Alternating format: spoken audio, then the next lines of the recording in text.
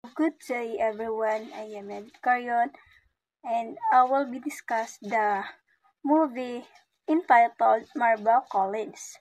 So Marva Collins is a Chicago school teacher who strives to do her best to her student.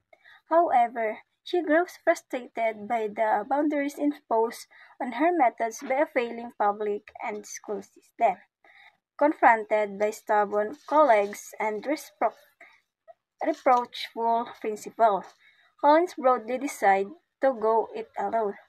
Using her own funds, she creates the Pressy School for inner city students that she feels they deserve.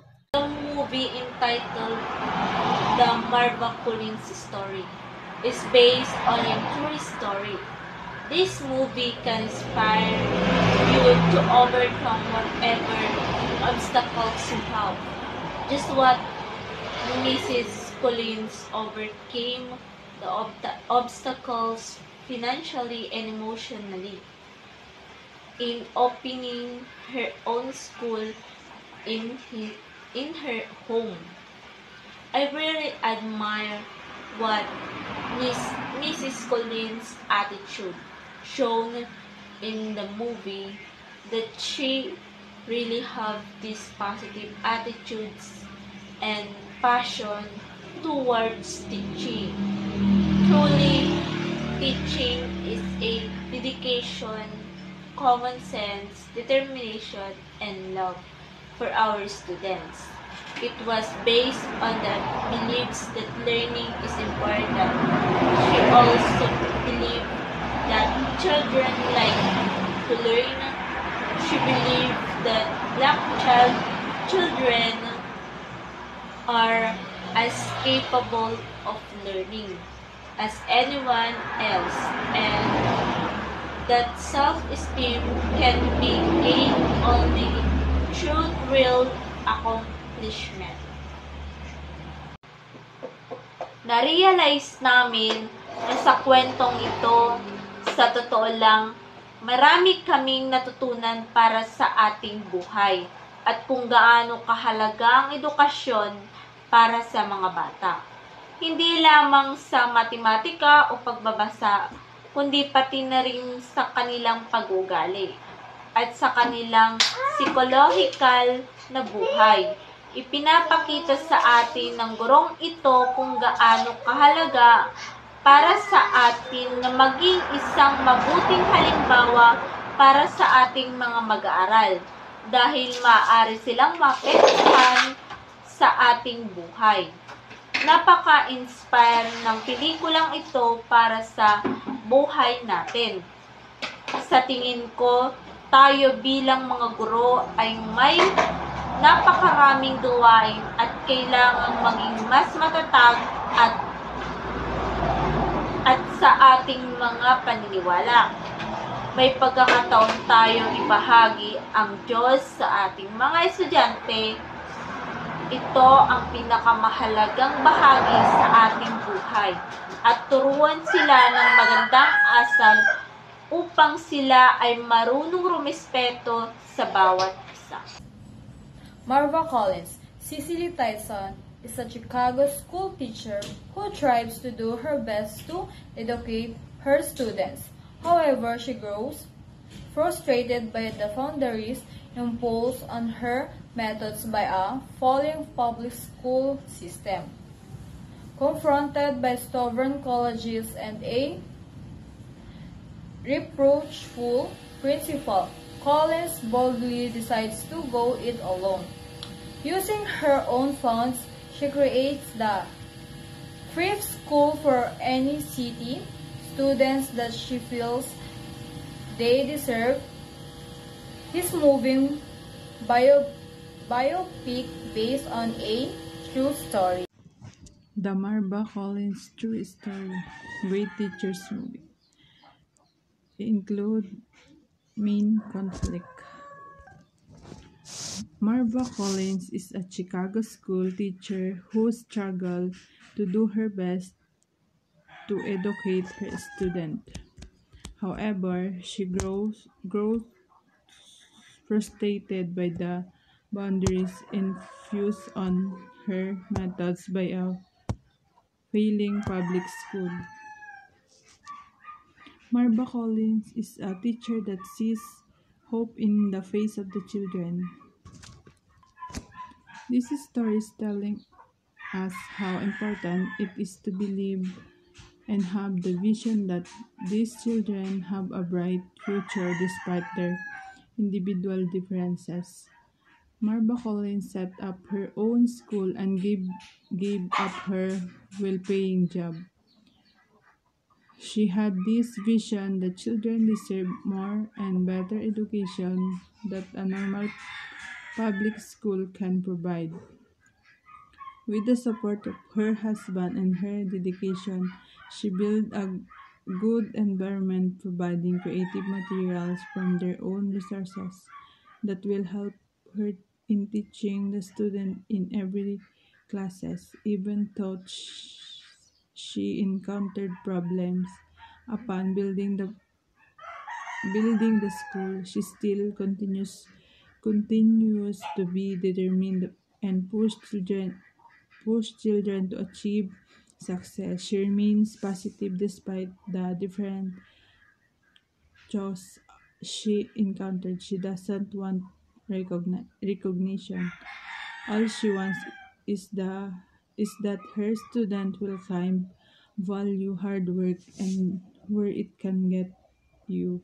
She wants to push those children to their full potential.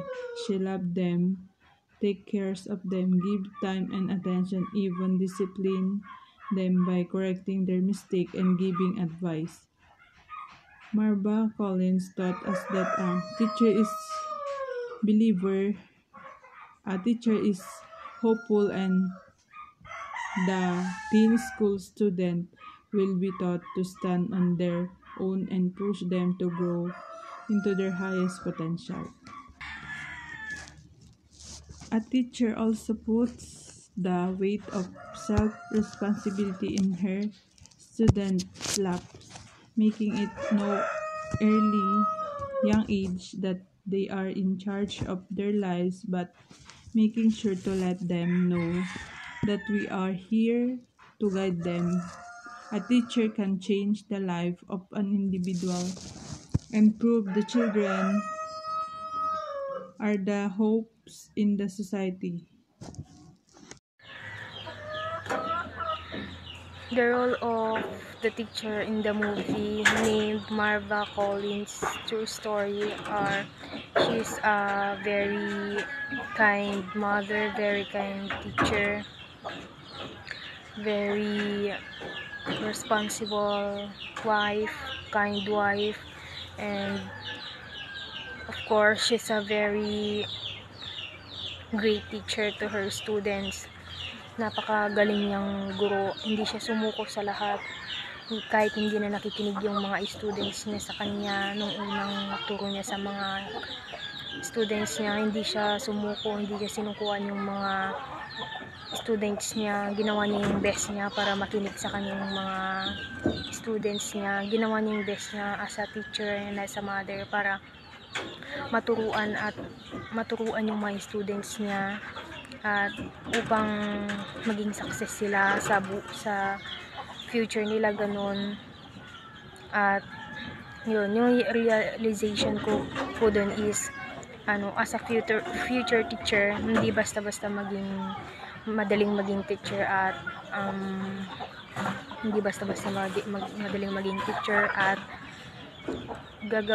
maglalaan ka ng maraming oras, sacrifices na din, titiisin mo lahat for your students, for your career, kasi as a future teacher hindi madaling maging teacher. Kaya yung mga naranasan ni Miss Marva Collins dun sa movie is na ilalahad ko dun sa real life ko, because as a future teacher din po ako ay napakahirap ng pinagdaanan ni Miss Collins, pero nagawa niya yung role niya as a great teacher.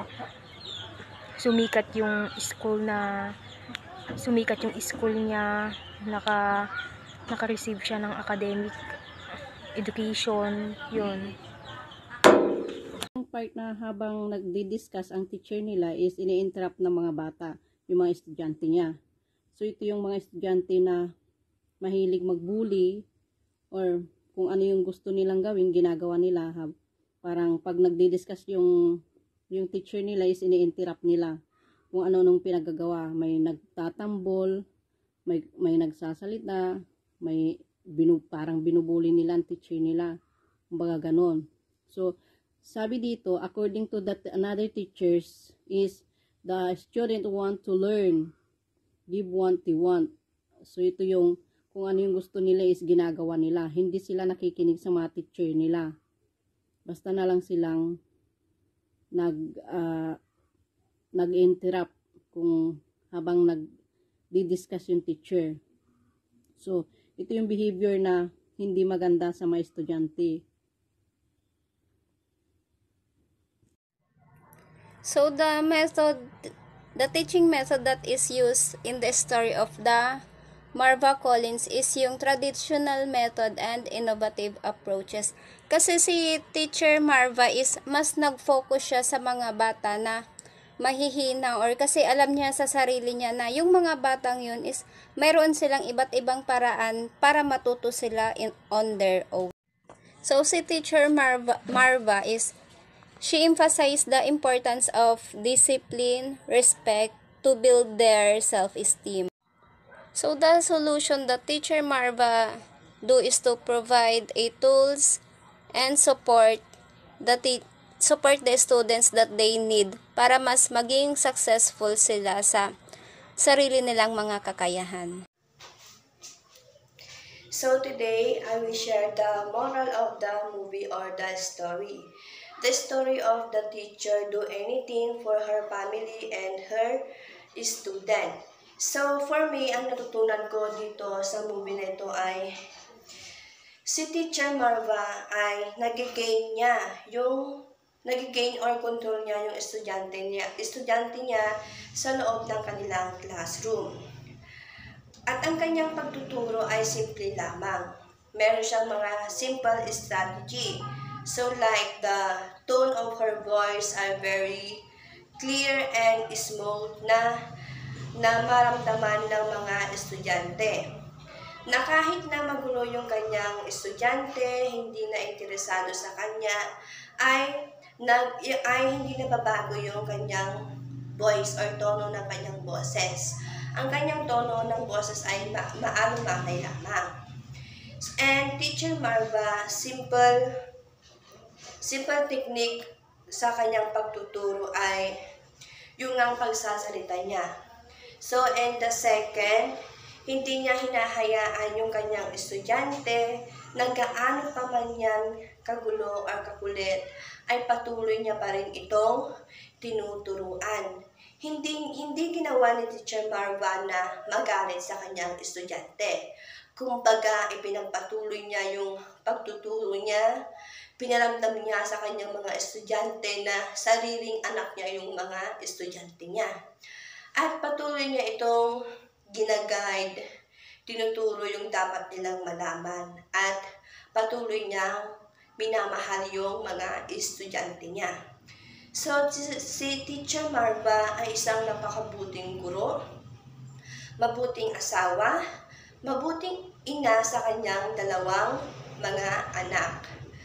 At bilang isang teacher nga si Teacher Marva ay ginagawa niya lahat ng kanyang makakaya para matulungan yung kanyang school at mga estudyante na mabahagian sila ng mga bagong knowledge, magkaroon sila ng idea at madami silang matutunan. So si Teacher Marva din ay isang guro na hindi bumabatay sa galing ng isang tao o ng kanyang estudyante. Hindi niya ito pinagkukumpara na ito magaling ito hindi. Hindi ko siya tuturuan ganon like that. So si Teacher Marva ay itinuturing niya yung kanyang estudyante na pantay-pantay. Na dapat iyon ang ma-gain sa kanila ng isang teacher na dapat iparamdam niya sa kanyang estudyante na lahat sila ay pantay-pantay yung trato sa kanya. At bilang teacher, you need to respect your students. So, ang realization ko sa movie na ito is yung sinabi niya yung sa linya niya na life is a struggle, diba? So, lahat naman tayo nararanasan nito. Lahat tayo nagkakaroon ng mga maling desisyon at minsan nadadapa tayo nagkakamali. So, sa movie na to, tuturuan niya tayo na magkaroon tayo ng believe sa ating sarili na kaya natin to, kakayanin natin to kung gugustuhin natin. My realization in the movie that I watched, the title is The Marva Collins, the great and the best teacher in the movie. So, si Teacher Marva ay isang mabuting asawa, ina sa kanyang pamilya. Si Teacher Marva ay isang mabuting guro na hindi sumuko sa kanyang pagtuturo sa kanyang mga estudyante. Kahit na ang kanyang estudyante ay magulo, makulit, at hindi na sila interested sa kanyang lesson, ay hindi pa rin siya sumusuko. Kumbaga, ipinagpatuloy niya ang kanyang pagtuturo para sa kanyang mga estudyante. For me, as a soon-to-be teacher, maybe, hindi porket teacher ka ay bawal ka lang magkamali or mabigo. Ang pagkabigo o pagkakamali ay isang pagsubok lamang sa iyo. Kung ito ba ay ipaglalaban mo o ipagpapatuloy mo yung nasimulan mo.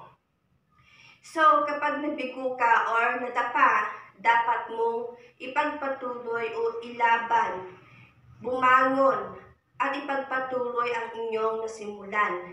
Dahil ikaw bilang teacher, ikaw yung magiging tulay para yung estudyante mo ay bilang isang guro, kailangan mong mag-set ng goals para sa iyong mga estudyante.